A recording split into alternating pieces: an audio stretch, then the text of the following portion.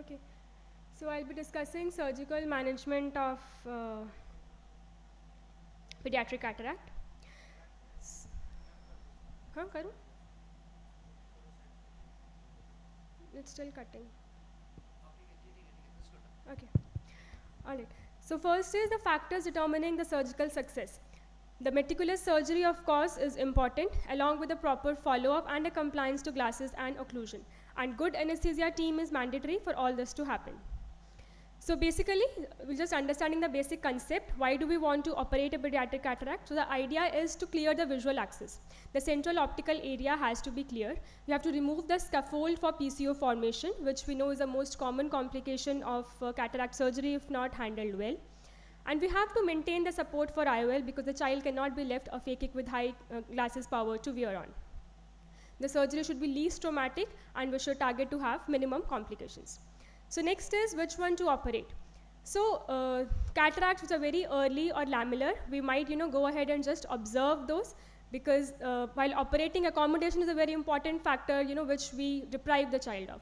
So the indications of surgery would be central cataract larger than 3 millimeter, a posterior cataract which is closer to nodular point and which causes more hampering in the vision, patient having nystagmus or strabismus, and if nystagmus is present, it is less likely that vision would be really good, usually less than 6/12. Next is when to operate. So ideally as early as possible, but there are certain other factors to consider in terms of intraoperative complications like glaucoma, which are higher for children operated at a younger age, and the risks associated with anesthesia, which are again higher for younger children. So the usual consensus is about 4 to 6 weeks for unilateral cataract, because in these cases the risk of amblyopia is higher, and for bilateral cataracts it is 6 to 8 weeks. In symmetrical cataract, second eye is usually done within 1 week of the first eye, and if the patient is systemically unstable and GA is risky, we might go ahead and operate both the eyes in the same setting. So why does pediatric cataract surgery need more care? Because there are certain challenges in the eye itself. The anterior chamber has higher degree of instability. The capsule is highly elastic, more difficult to manage. Scleral rigidity is low. Again, the chamber may fluctuate. There's a tendency of visual axis opacification, so we need to do certain extra steps to prevent that.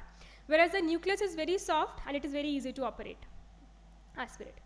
So starting the steps one by one, the very first is the head positioning, because if the head is not centered well, you'll keep struggling the whole duration of the surgery and the outcomes might be suboptimal. So ensure a proper exposure of the eye. So the children need a proper, a proper ring size. So here is the video showing the appropriate ring size. So after the child has been induced, the head and neck is elevated and the ring is placed under the head. This ensures the stability of the head and a proper exposure. And for younger children and even for this age, we need a shoulder roll to ensure that the eye is well centered. So the shoulder roll can be easily slid under the shoulders, again to ensure that the eye is now horizontal and we have a good exposure. We have to choose an appropriate speculum size, because a too small a speculum would slip and too larger a speculum might cause some traumatic injury at the canthus or may lead to pooling of clear fluid in the cul-de-sac. Next we come to incisions. So usually 3 incisions. Prefer making first incision with the non-dominant hand and the second incision goes 180 degrees apart.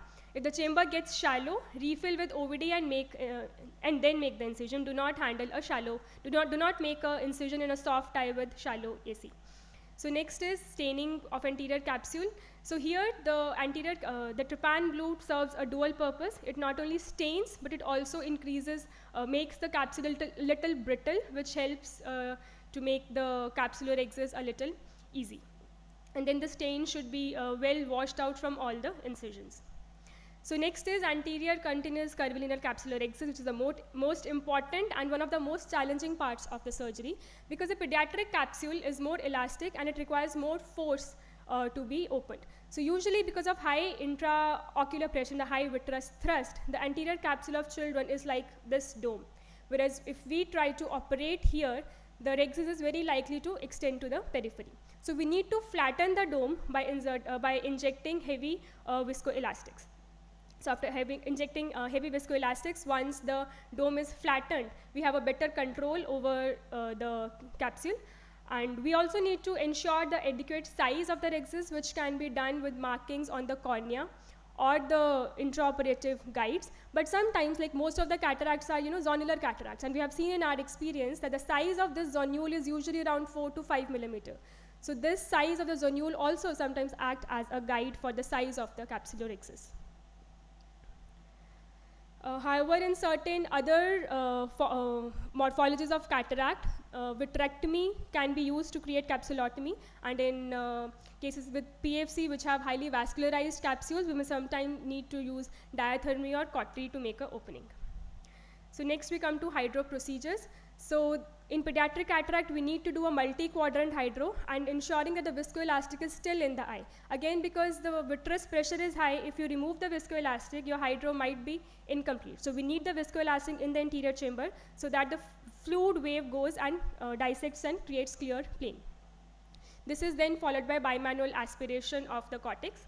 Next important step is posterior capsular rhexis. So in this, we need to fill in the OVD in the anterior chamber and not the back. We have to ensure that the capsule does not get pushed too much down. So maintain a horizontal level of capsule, and then very gently we can make around 3 to 4 millimeters of PCCC. Using a forceps is always a good idea. We can make a small nick with the cystotome and then gently complete the circular opening with the forceps. So this step is different, hence it looks challenging, but practically this is easier than anterior capsular rhexis. So a certain age limit criteria for PCCC. So PCCC as well as anterior vitrectomy is mandatory at age 5 to 6 years, whereas PCCC alone is usually enough till 8 years. However, if there are any other challenges in the child in terms of certain developmental abnormalities, or there are certain situations like the child might not be able to follow up, in those conditions, in those situations, it is better to do PCCC and anterior vitrectomy for all the ages. So again, anterior vitrectomy with 23 or 25 gauge vitrector, we need to have a high cut rate and low aspiration flow rate.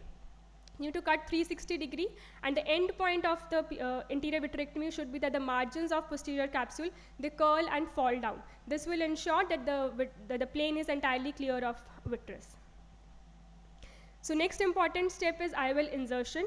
So after the anterior vitrectomy, we need to inject viscoelastic inside the donut between anterior capsule and the posterior capsule. Now the IOL has to go inside this donut. So we need to inject the IOL in such a way that assume as if there is no posterior capsule and the IOL is just going under the anterior capsule. And this is a good means to understand it, as sir usually tells. It's like a landing of the plane. If the plane is landing with the nose down, the IOL will go directly into the vitreous because there is no support. So the IOL has to land horizontally, going down under the capsule, and then horizontally, so that it just fits just under the capsule. And then the trailing haptic can be eased in. So next is the suturing of incision with a suture. This is mandatory for children because the anterior chamber can be unstable. However, for elder children, if the chamber is maintaining, we can skip the sutures also. But for younger children, especially toddlers, it is better to suture.